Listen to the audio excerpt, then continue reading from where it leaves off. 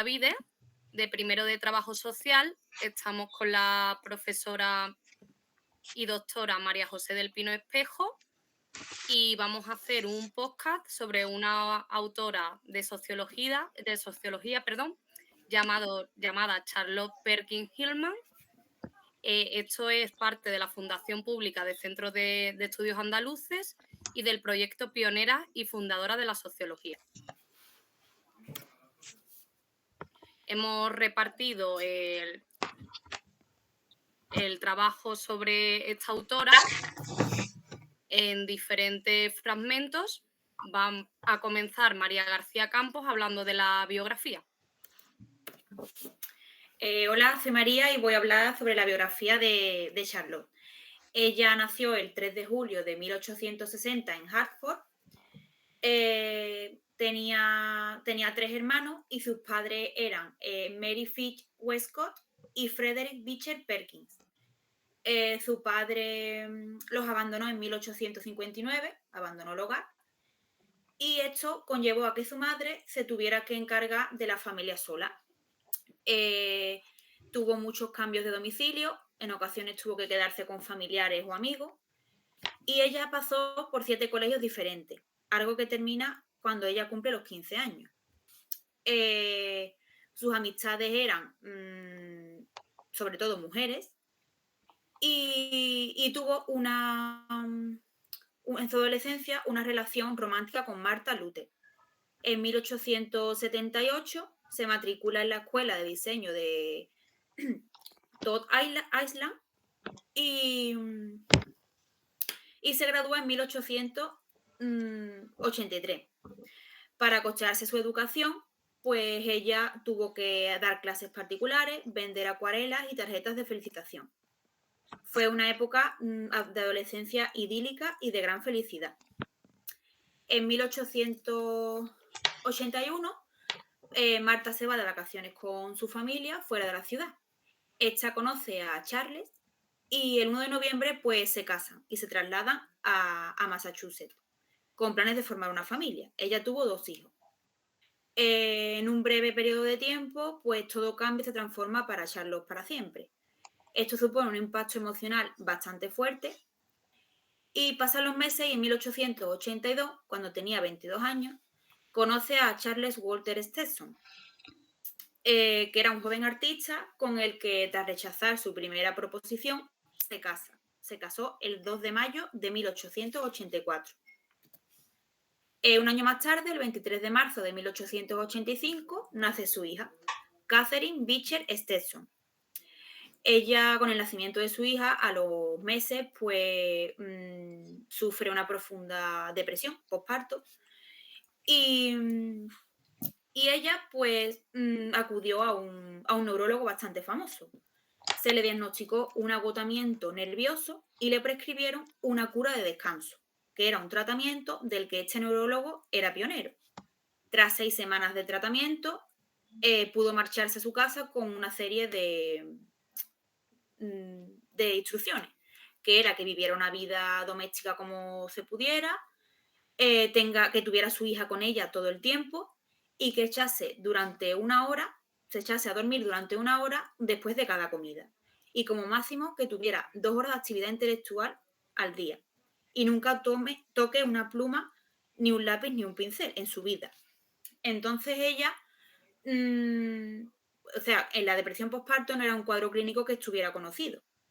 Entonces, pues le desaconsejaron el trabajo intelectual y que ella que tuviera un rol doméstico y familiar. Lo que esto a ella le llevó un agravamiento en su depresión y la acercó pues a un colapso emocional total. En el verano de 1888 se marcha a Bristol con su hija y ella pues en esta temporada mejoró, notó una gran mejoría. Finalmente, pues se decide separar de su esposo y ya que lo considera necesario para mejorar su salud. Y en abril de 1894 es cuando se divorcia y se marcha a California con su hija. Esto fue, al divorciarse, esto en esta época no era lo habitual.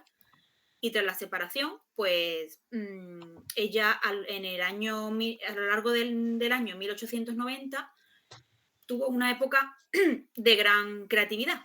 Ella produjo 15 ensayos, poemas, una novela. Fue una época bastante buena para ella. Participaba también activamente en varias organizaciones feministas y reformistas. Y en 1892 publica su primera obra, que era El papel pintado amarillo. Comenzó a impartir conferencias sobre el nacionalismo y esto hizo que ganara una gran fama. Su carrera como conferenciante quedó impulsada, pasando a ser sus discursos una fuente habitual de ingresos para ella. Lo dicho, su fama creció con un círculo social bastante importante y su exmarido, pues en el año 1894 se casó con una amiga íntima de ella, que era Grace Ellery Channing. Y Charlotte manda a su hija con ellos dos. Esto ella lo llevaba bien porque decía que esta mujer era muy buena y que su hija iba a estar bien con ellos. Estaba feliz por la pareja. Charlotte permaneció muy cercana a este matrimonio y formaban como una familia muy poco convencional para la época. Entre 1894 y 1895 editó el semanal literario The Impress. En 1898 publica Las mujeres y la economía. Regresa al Este en 1895 tras la muerte de su madre y retoma el contacto con su primo, que era George Houghton Hillman. Él era un abogado importante, hacía 15 años aproximadamente que no lo veía, y con 40 años, pues Charlotte decide volver a contraer matrimonio con su primo en 1900.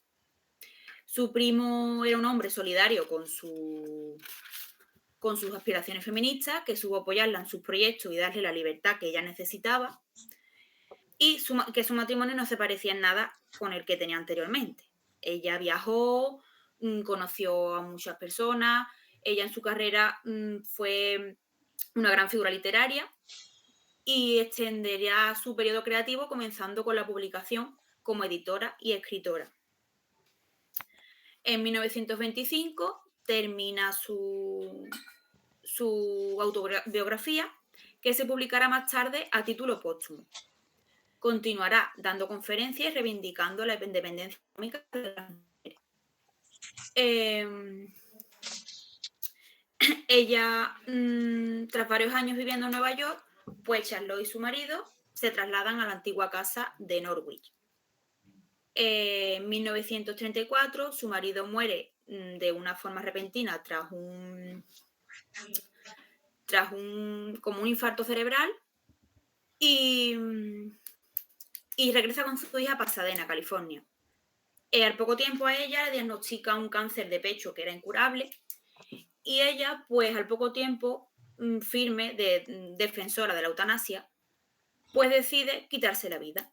Ella decidirá no continuar viviendo y se suicida con cloroformo el 17 de agosto de 1935. Ella murió rápida y tranquilamente. Y en su nota de suicidio escribirá que cuando toda la utilidad ha terminado, cuando uno tiene la certeza de una muerte inminente e ineludible, es el más simple de los derechos humanos, elegir una muerte fácil y rápida en lugar de una muerte lenta y horrible. Pues yo soy Mar Rido y voy a hablar sobre la aportación teórica de Charlotte Perkins Gilman. La inclinación de Charlotte hacia la sociología empezó por la intersección de 4 factores biológicos. El propio reconocimiento de ser una mujer movida por sus aspiraciones, ya que quería diseñar y ejecutar proyectos, la emergencia de esas aspiraciones en una situación familiar que era irregular y precaria. Y la ubicación de esas aspiraciones en el ámbito de siendo mujer. También sufrió crisis en esas aspiraciones, ya que experimentó un intento de matrimonio, de maternidad y de formar una familia en el cual no se sintió al todo exitosa. Charlotte estuvo influenciada por la corriente de pensamiento popular de su época, que fue el darwinismo de reforma social. También estuvo influenciada por el progresismo y elaboró una teoría social evolutiva. Fue de mayor influencia formal y su pensamiento, cuyo formularismo teórico pudo haber atraído a la constructora del sistema que había en ella. No era conservadora, sino que era una darwinista de reforma social y argumentaba la evolución de la conciencia humana y se basó principalmente en la Gynaecocentric Theory. La aceptación del pensamiento evolutivo la llevó a buscar la aplicación de cualquier condición social existente en términos de la primera causa histórica. Fue una teórica que creyó sinceramente en las posibilidades críticas y las meliorativas de la teoría. Con fe construyó una teoría social sistemática que explica la vida humana caracterizada tanto por la sociabilización fundamental en ella como por un sufrimiento humano caracterizado por una sensación innecesaria. Centra su visión en dos cosas, o sea, tiene una visión dual de lo que es y lo que podía haber sido. Presenta la teoría sociológica en tres partes. Primero, habla del modelo principal de su vida, o sea, su vida social, y enlaza tres aspectos, que son el trabajo, la cultura y el género. Para ella, el sujeto de la sociología es la relación social humana. No realiza distinciones entre micro y macro y identifica flujos de relaciones entre la sociedad y las personas. Comprende la sociedad como una organización de seres humanos que está viva, compleja y donde el servicio entre los humanos es mutuo. Retrata a los individuos como caracteres únicos y presenta el hogar o la economía como personas relacionadas de forma distintiva y típica en lugares específicos de interacción. Dedica mucho peso al trabajo y se preocupa por establecer la relación entre la economía y el individuo, haciendo una distinción entre ambos conceptos. La economía moldea la personalidad individual y el individuo puede lograr la independencia económica a través de la teoría social. La cultura es vital en la teoría social, ya que ella cree que los conceptos tienen un poder fáctico. Las personas no llegan a conocer el mundo directamente, sino a través de su idea de este. También ofrece varias explicaciones sobre el origen y la persistencia de las ideas erróneas. Pero para ella, la aplicación clave es la excesiva distinción por sexo. El método de Charlotte de hacer sociología es la construcción de una teoría sociológica crítica.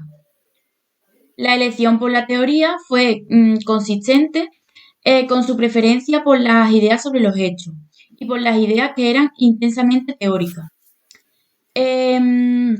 La teoría se ajustaba a su convicción sobre la relación entre mente y conducta.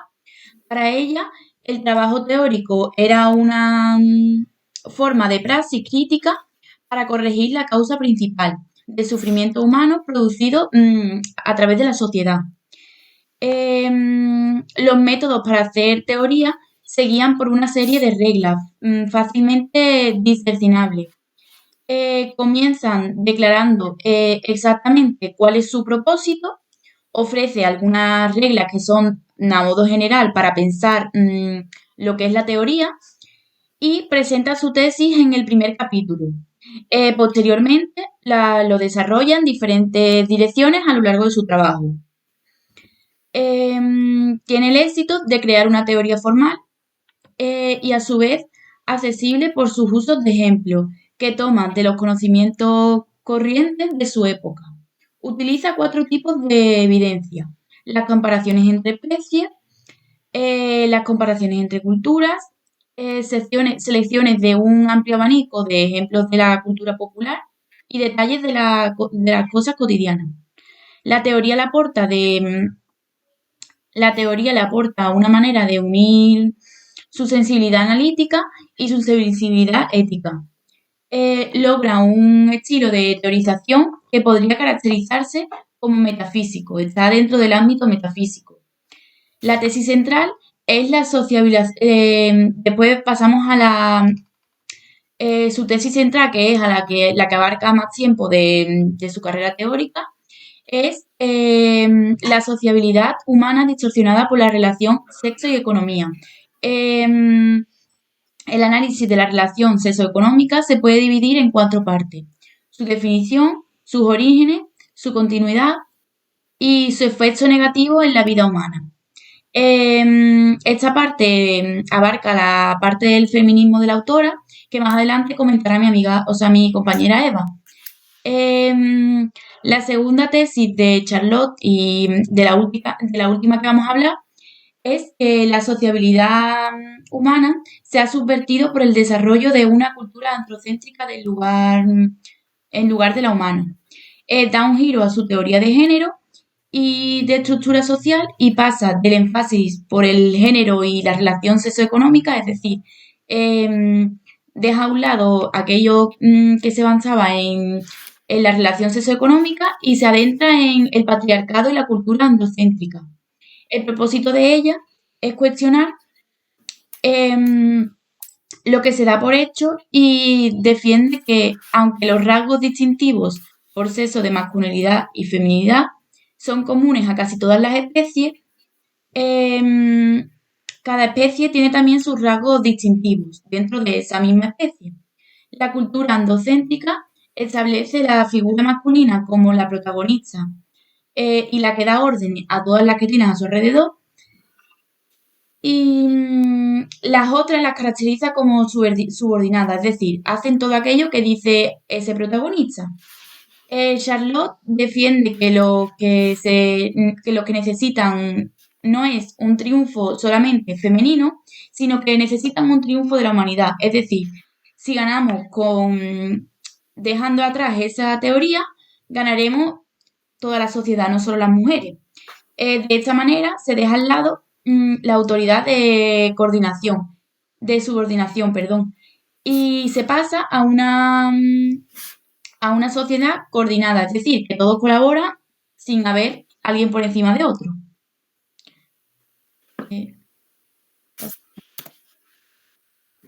Bueno, yo os dejo con mi compañera Esperanza. Gracias, Isma.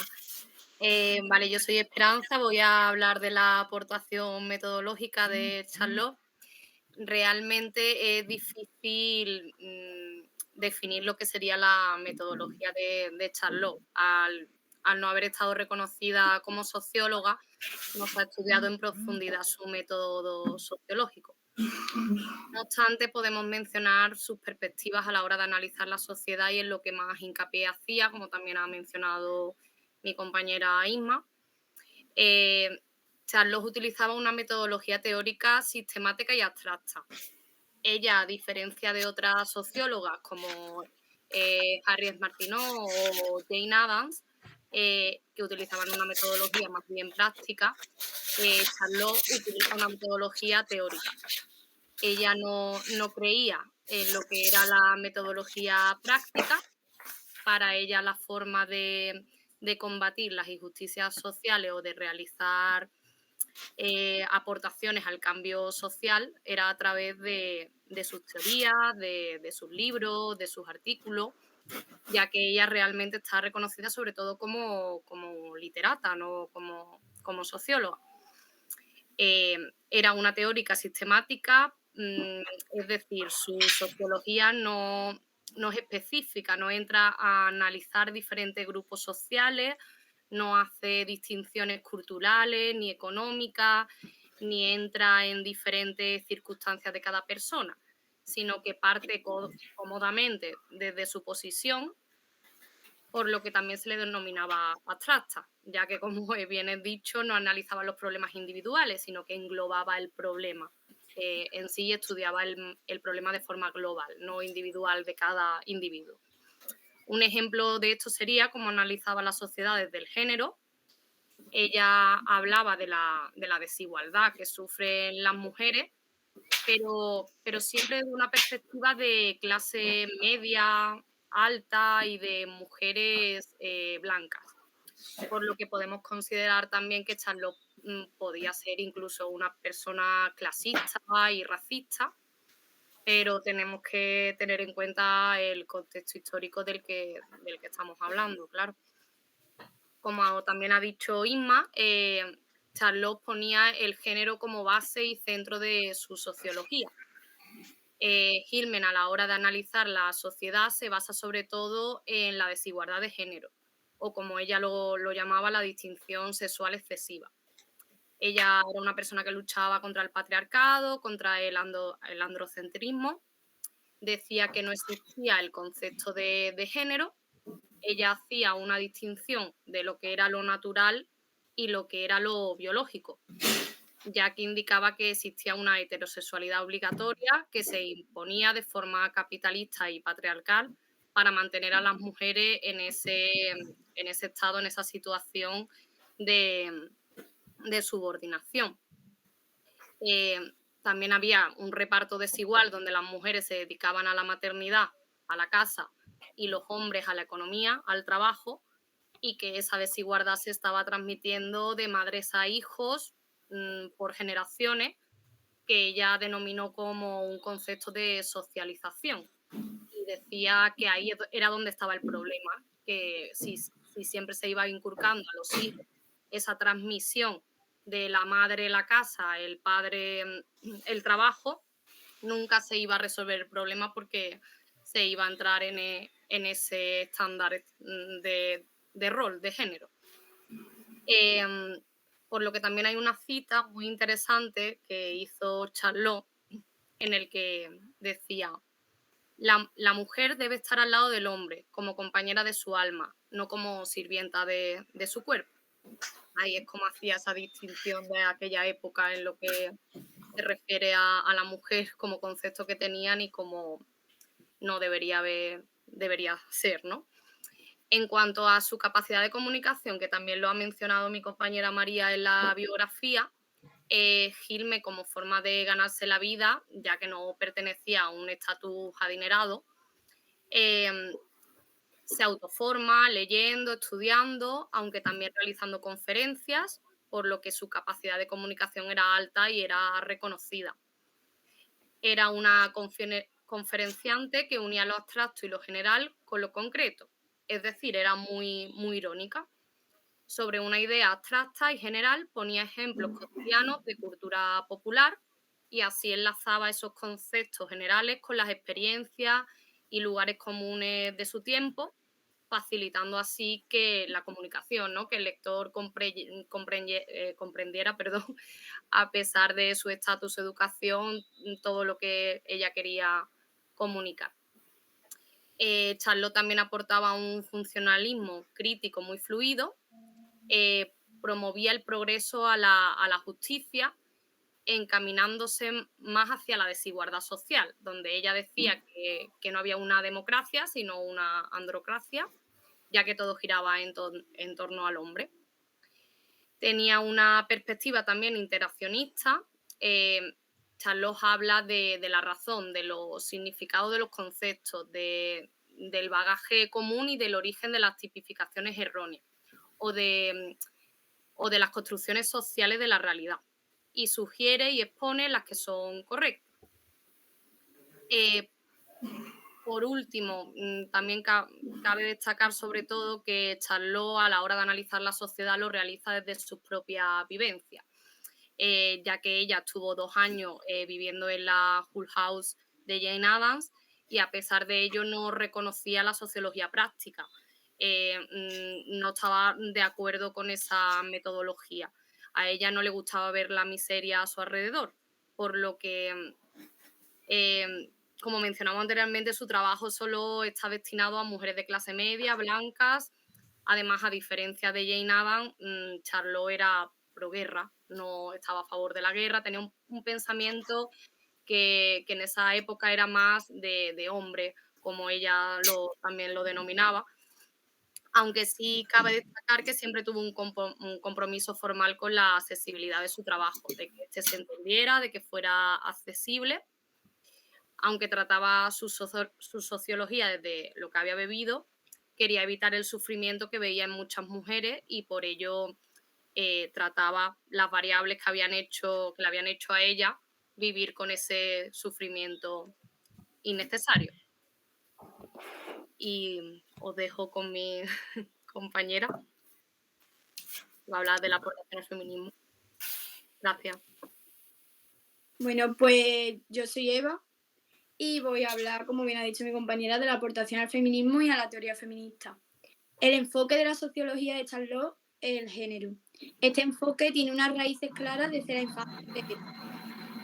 En primer lugar, siempre fue una niña cuyas ideas marcaron la diferencia. Nunca le gustó jugar con muñecas ni a lo que estaba mal denominado juego de niña. Siempre le gustó más jugar a los deportes y todo lo relacionado con ellos. Otra influencia de lo que es su teoría fue la grande figura femenina que tuvo en su familia, ya que fueron 3 las mujeres que pretendían cambiar la sociedad a través de la educación, etc. Pero sin duda la mayor influencia que tuvo fue su situación económica, ya que su padre les abandonó y su madre buscó mantenerse por sí sola económicamente, algo que en aquella década estaba muy mal visto y pues por ello tomó gran conciencia de la pobreza y de la desigualdad y esto fue la base de su biografía. La fundadora de la sociología, en ella se aprecia claramente que el centro de su análisis gira en torno al género. Para el análisis de su teoría feminista, Charlotte toma 4 conceptos clave. El género como estructura social y construcción social, la heterosexualidad obligada, el patriarcado capitalista y, por último, la dominación como modo de relación. En primer lugar, voy a hablar del género como estructura estratificada, que explica los conflictos de clase y el económico por las desigualdades e injusticias de género. En este punto, Charlotte cuestiona que lo que ocurre a través del género no es una cuestión biológica. Para nuestra autora, un análisis sociológico siempre comienza con la investigación de los patrones de género que se dan en la situación investigada. Por ello, Charlotte sostiene que el control de la relación socioeconómica, tanto para hombre como para mujer, es la heterosexualidad obligada. La relación socioeconómica se basa en la unión de las mujeres con hombres para asegurar su sustento, es decir, ser mantenidas por una figura masculina para así tener asegurada su economía, ya que, como he dicho anteriormente y han dicho mis compañeras, en aquel momento pensar que una mujer podía mantenerse por ella misma era prácticamente imposible. Cuando en aquel momento una mujer no buscaba casarse con un hombre y ella quería seguir soltera y ganarse la vida por ella misma, estaba muy mal vista por la sociedad y era muy criticada por esta. Lo que crea esta heterosexualidad obligada es crear mujeres sumisas para sus maridos, ya que se les impone estar siempre a disposición de ellos. Para el hombre, esta heterosexualidad obligada les hace entrenar la dominación hacia las mujeres y ello conduce al patriarcado, que a su vez conduce al capitalismo. Y este crea desigualdades y discriminación entre hombres y mujeres. Esta forma de economía se basa en la explotación ya sea del competidor o del empleado y en el derecho individual. El patriarcado excluye a la mujer en la participación del mundo público y de la economía. Por ello, Charlotte dedica gran parte de su estudio a poner fin a este patriarcado capitalista. Ella estaba totalmente en contra, defendía mucho que la mujer debía de formar parte de esto. Defiende la igualdad de género tanto en el ámbito social como económico, haciendo participar a la mujer, como he dicho, de lo público como en la economía. Define la dominación como la situación en la que una persona depende de otra y lo explica a través de dos fuerzas: la relación socioeconómica y la cultura patriarcal.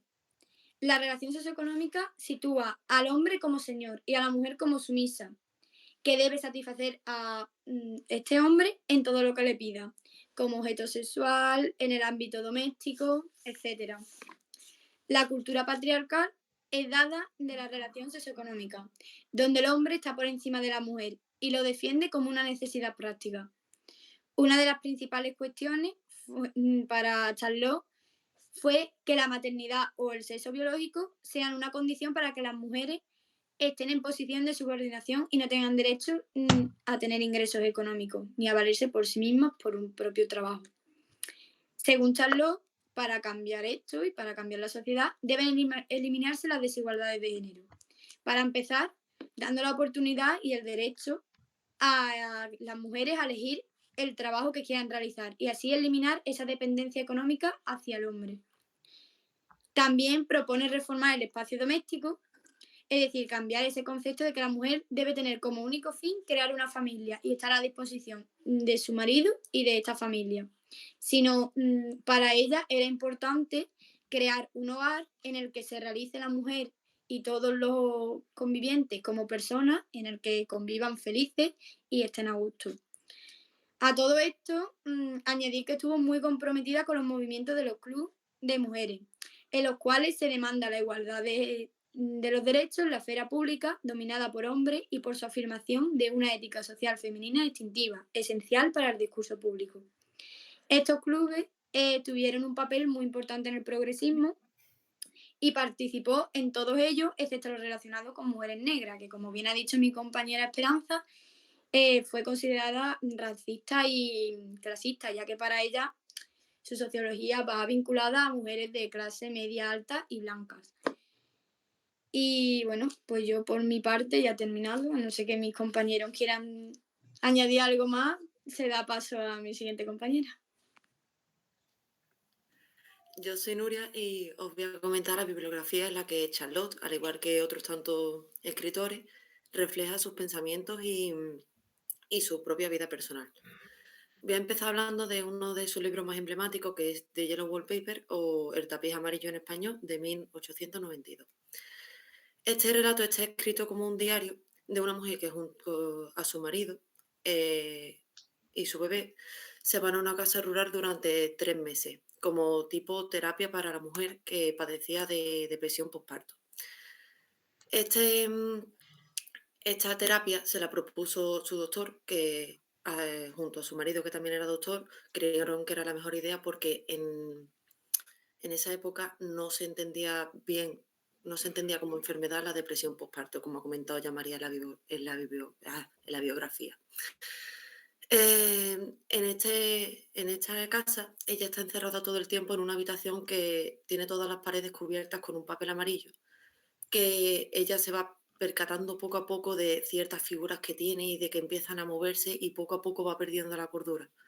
Y todo esto lo va plasmando en un diario que escribe a escondidas de su marido, porque como también ha dicho María, no se le recomendaba escribir, entonces tenía que hacerlo a escondidas de su marido porque no se lo permitía, porque creía que no era bueno para ella y en realidad era lo único que la liberaba. Por otra parte, tenemos una trilogía que escribió en 1911, 1915 y 1916 relativamente. Esta trilogía se compone por los libros de Moving the Mountain, Herland y With Her in Our Land. En español sería Moviendo la montaña, Matriarcadía y Con ella y en nuestra tierra. Yo voy a hablar del más destacado de los 3 libros, que es Herland, que trata la historia de 3 hombres que, inspeccionando por el Amazonas, se llegan a encontrar una población, un poblado, en el que solo habitan mujeres. Los cogen cautivos y van descubriendo poco a poco cómo se ha llegado a formar esa sociedad y aunque la rechazan de primera y de segunda, porque no creen que unas mujeres sean capaces de mantener una sociedad por ellas mismas, van descubriendo cómo lo han hecho. Estas mujeres, por ciertas situaciones naturales que ocurrieron, son capaces de quedarse embarazadas por sí mismas y no necesitan de ningún hombre para tema biológico. Ellas han conseguido formar una sociedad en la que las mujeres pueden tener hijos, hijas, pero solo se encargan de cuidar a las niñas las mujeres que están adecuadas para el trabajo. No por el hecho de dar nacimiento a ellas te puedes encargar de su crianza. También estas mujeres son las encargadas de liderar la sociedad. En este libro, Charlotte remarque lo importante que es la maternidad para ella en un aspecto personal. Después continuamos con Women and Economics, en el que ya han hecho referencia mis compañeras antes.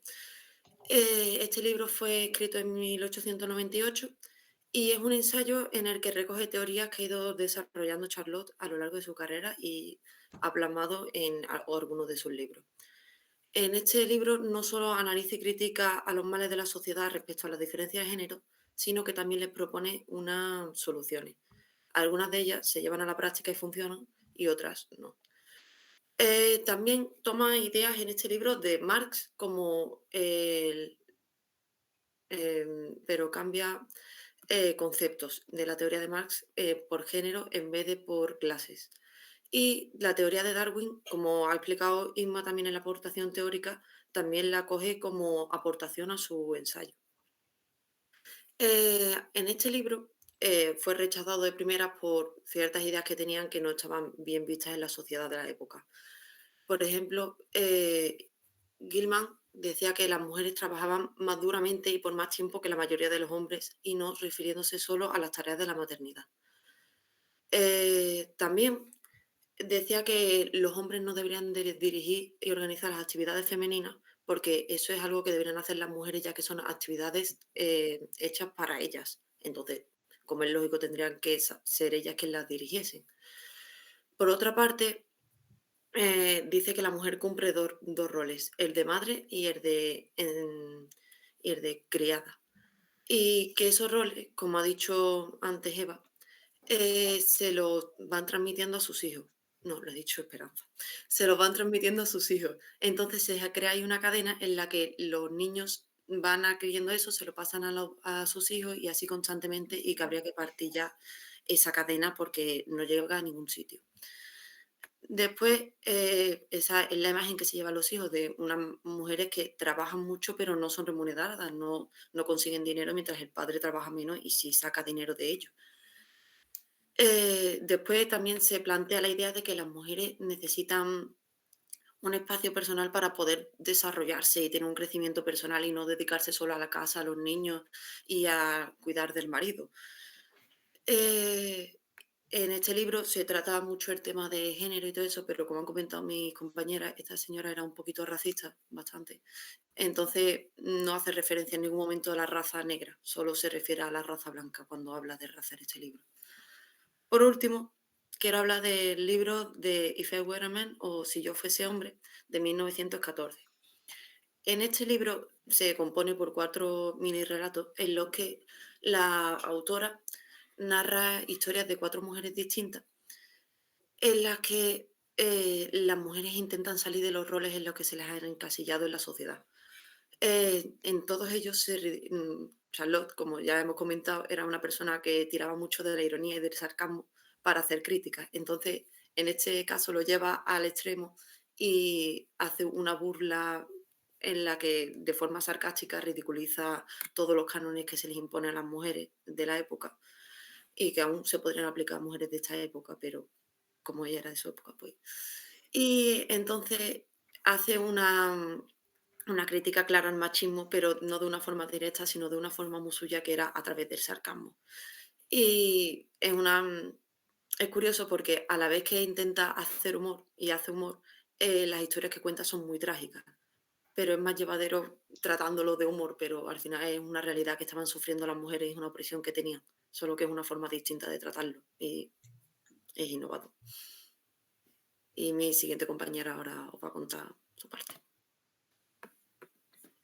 Bueno, yo soy Laura y voy a hacer mención a Emile Durkheim.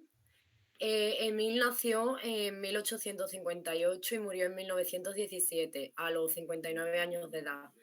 Fue un reconocido sociólogo y filósofo francés que estableció formalmente la sociología como disciplina académica y que junto con Karl Marx y Max Weber es considerado uno de los padres fundadores de esta ciencia, o sea, de la sociología.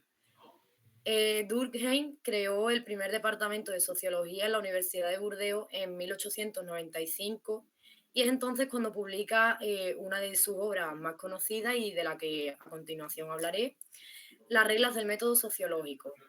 Por otro lado, en 1896 creó la primera revista dedicada a la sociología, a la cual llamó l'Année sociologique. Bueno, respecto a sus obras, voy a hablar de forma cronológica sobre las 4 más destacadas a lo largo de su carrera. Y en primer lugar tendríamos la División del Trabajo Social, que publicó en 1893. En esta obra, Emil afirmó que la solidaridad es el principal elemento para mantener la cohesión dentro de las sociedades modernas. El sociólogo consideraba que la solidaridad es un hecho moral que no puede tener una existencia exterior.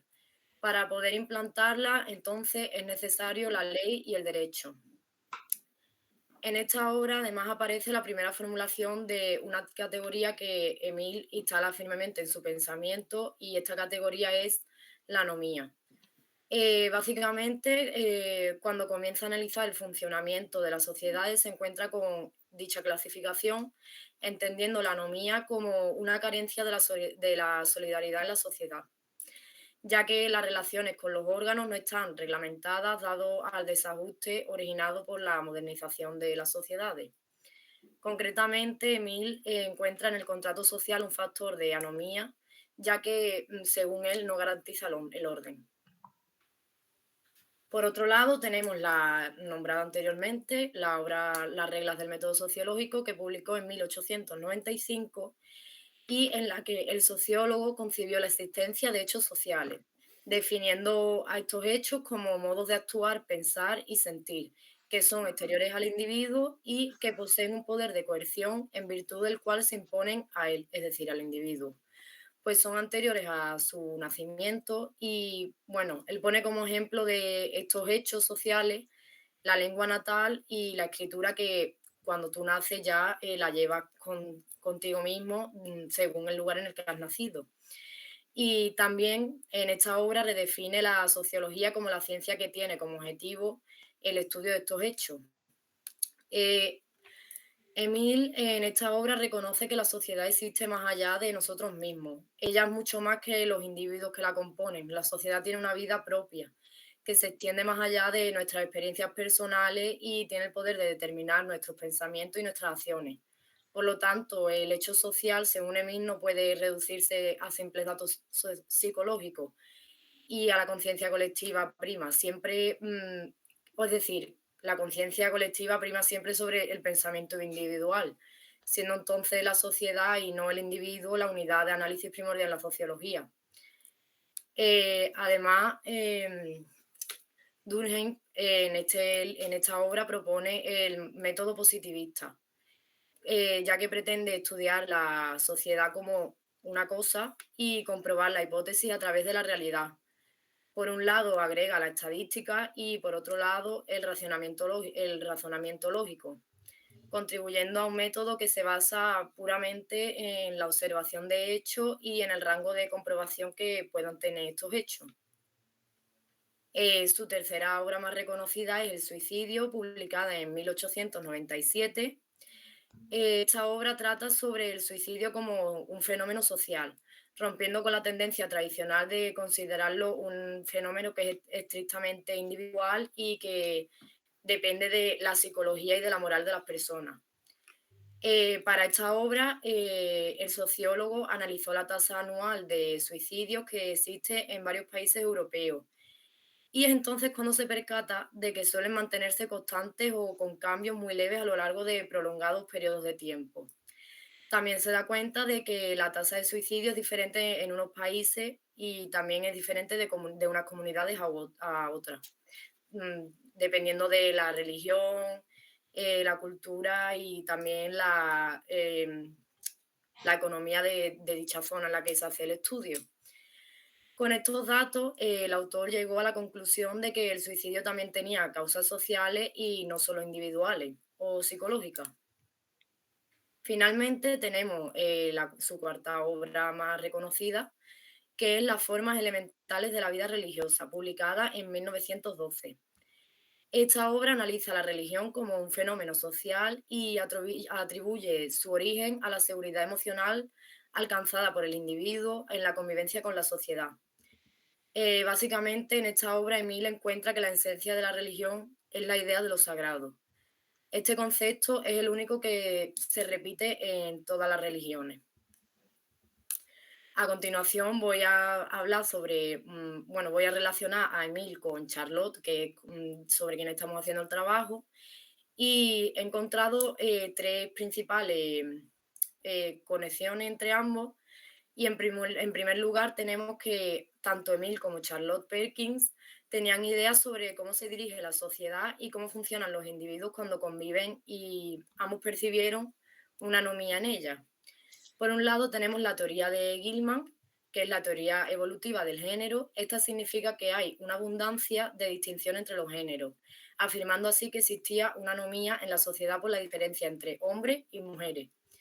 Y por otro lado tenemos que Durkheim estudió y formó su teoría de la anomia, al observar la idea de patologías sociales.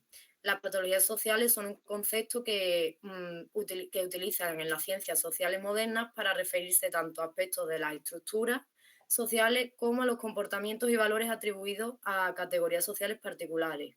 Es decir, existía una gran diferencia entre las distintas clases sociales de la época. Por otro lado, cabe destacar también el feminismo utópico que defiende Charlotte y la gran cantidad de cambios y logros que obtuvo a favor de las mujeres de la época. En cuanto al feminismo, podemos decir que Emil Durkheim, para la época en la que vivió, fue un hombre con ideales bastante adelantados y liberales, partiendo desde sus conceptualizaciones de familia hasta el entendimiento de la mujer como un ser que no necesariamente tiene que ser inferior al hombre. Sus perspectivas muestran un punto de avance mayor que el de sus contemporáneos, los demás sociólogos de su época. Sin embargo, su visión, arraigada a su tiempo y con las limitaciones que había en ese entonces sobre la visión de la sexualidad y el género, hacen que sus teorías futuristas y bien orientadas no trasciendan las barreras que el sexismo imparte en ese tiempo. No obstante, pues se puede afirmar que sus concepciones son un punto de avance que marca el comienzo de nuevos ideales como base para un nuevo entendimiento de la sexualidad como fenómeno social. Finalmente, también he destacado que Emil Durkheim se interesó por el suicidio hasta el punto de investigarlo y escribir sobre él, y queriendo con esto buscar su real impulsión en las personas, como ya he explicado anteriormente cuando he hablado sobre la obra del suicidio. Y esta relación la he encontrado con Charlotte, ya que Charlotte también mostraba un gran interés por el suicidio, defendiendo una muerte voluntaria y tranquila para las personas con enfermedades terminales. Y es más, posteriormente ella, cuando supo que tenía un cáncer de mama muy grave y muy avanzado, acabó con su vida con esto que defendía, con la eutanasia. Entonces, pues hasta aquí llegaría mi relación y os dejo con mi compañero. Gracias. Bueno, pues mi nombre es Francisco y para concluir este trabajo voy a hablar sobre la vigencia de su legado y las conclusiones de Charlotte Perkins. Bueno, pues Charlotte Perkins se encuentra en el cuadro de honor de la sociología clásica, ya que su obra es sólida, extensa y general, ya que da una explicación de evolución y cambio de las sociedades, y una evolución de las sociedades industriales, y dónde están los problemas, es decir, se centra en buscar qué problemas son para buscarle soluciones a ellos, haciendo sobre todo hincapié en la desigualdad de sexo. Analizando su teoría, la transmisión de madre e hijo, es decir, la transmisión cultural, como le llamaba ella, o llamada socialización, esa desigualdad se transmite ahí. Es decir, ella, como ha hablado mi compañera Nuria y Esperanza, decía que el principal problema era los valores que se inculcaban de madre a hija sobre todo.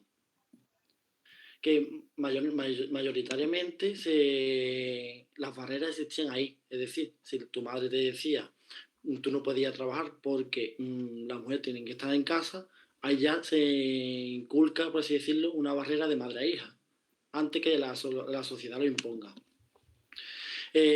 También Charlotte hace hincapié en evitar el excesivo sufrimiento innecesario. Es decir, si ya tenemos un problema, vamos a buscarle soluciones. No vamos a hacer más hincapié en ese problema, sino nos centramos en el problema y le buscamos soluciones.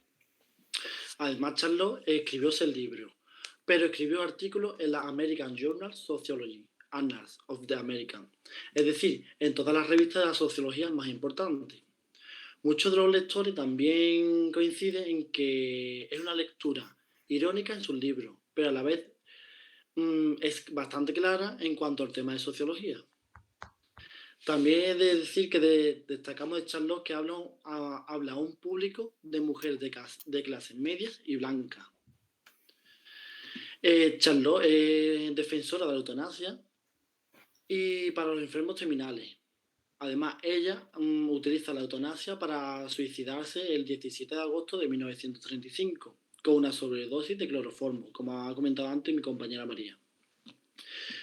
Anotando que cuando una se asegura de que la muerte es inevitable e inminente, el más simple de los derechos humanos es poder elegir una muerte rápida, fácil, y en lugar de una lenta y horrible.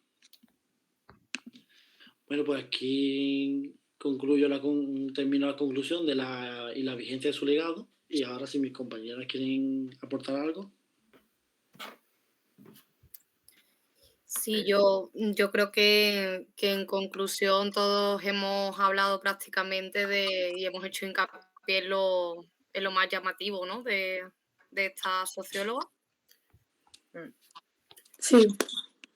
Yo creo que hay algo que choca mucho de que se viese tan avanzada en unos aspectos como la lucha entre género y todo eso en su época, pero después fuese una clasista y racista. Exacto. Sí. Que defendía la eutanasia, que la mujer no era solo para ser madre y sumisa de su marido, pero después era muy clasista y racista. Entonces es algo que era muy progresista y se contradecía.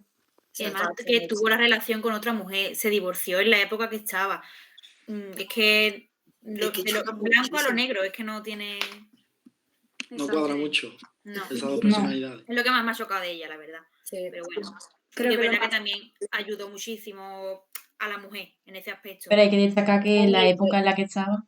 Claro, también hay que contar con la época en la que estaba, que es verdad que ahora mismo, en la época que estamos nosotros, choca mucho ver una mujer tan abierta de mente, tan adelantada para su época, y después ve que era racista, pero claro, tenemos que contar con lo que vivía ella en esa época. Ya.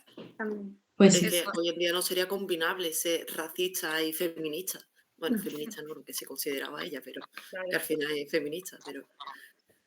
Claro, Pues vamos, sí. lo de revolucionaria, innovadora y pionera no se lo va a quitar nadie, pero es verdad que choca un poco, ¿no? Esa perspectiva, también la del suicidio, que coincidía también con Emily Durkheim. Claro. Me parece muy interesante que a día de hoy haya polémicas con el tema del suicidio, de que se ve como una locura, y que en esa época ella tuviera ese pensamiento tan... Ese Pero pensamiento tuvo y el valor de hacer lo que tanta gente juzgaba, porque ella Exacto. misma se suicidó cuando supo que tenía cáncer. Ujú. Y la eutanasia, que es lo que dice Esperanza a día de hoy, eso está como un tema tabú y que no... Todo lo contrario. Y ella en esa época lo hiciera, o sea, que ella... Claro, Claro, ella tiene además su que idea clara, lo hizo y lo independientemente. defendía. Claro. Exacto. Hay un tema también que en Woman in Economics sale, que es que ella proponía que, con toda la libertad sexual que tenía ella, proponía que a los niños se les hablase con más libertad de las relaciones sexuales y se les explicasen bien. Y es algo que a nosotros nos han empezado a inculcar ahora en nuestra sociedad, que es algo que es relativamente Igual. nuevo. Ella ya lo propuso Sí, hace sí. 100 años y se le criticó un montón por eso. Y de darse cuenta de eso, de como ella decía, que yo lo he mencionado, lo de socialización, que ella denominaba así al proceso que se inculcaba de madres a hijos, eso nunca va a cambiar. pero sin embargo que en esa época ella identificara que el problema realmente era de raíz, que había que hacerlo a través de esa socialización, rompiendo ese molde de estructura, me parece muy, muy interesante, la verdad. La verdad es que sí. Pues sí. Yo también lo que quería destacar, porque claro, mi parte del trabajo ha sido principalmente sobre Emile Durkheim. Y lo que quería destacar, que me ha sorprendido mucho, es en lo que se refiere a la relación con Charlotte, cuando estuve investigando que, como ya he nombrado, que Emile, para la época en la que vivía y siendo un hombre blanco, pensara, más que defendiera, que los hombres y las mujeres estaban en un mismo nivel y que eran iguales. Porque eso era algo antes que las mujeres sí que solían luchar, bueno, no solían luchar, pero se veían más mujeres que lucharan por esa igualdad, pero que un hombre pensara así me ha impactado muchísimo. Era un mérito, la verdad. Hombre, cuando estaba a lo mejor criado en eso, porque si hemos dicho que pasa de generación en generación, él también se habrá criado en ese pensamiento de que él es Inculcado en esa sociedad. la Claro. clave, ¿sabes? La verdad es que sí. Tiene mucho mérito. Tiene muchísimo mérito. Y ya, pues, Sí, Bueno, no pues, sé si queréis aportar algo más, compis, o... ¿No? yo- Creo que está todo dicho. Yo por mí finalizamos. Pues nada, finalizamos entonces el debate. Un placer haberlo tenido con vosotros. Igualmente. Y nada, adiós. Hasta luego. Luego,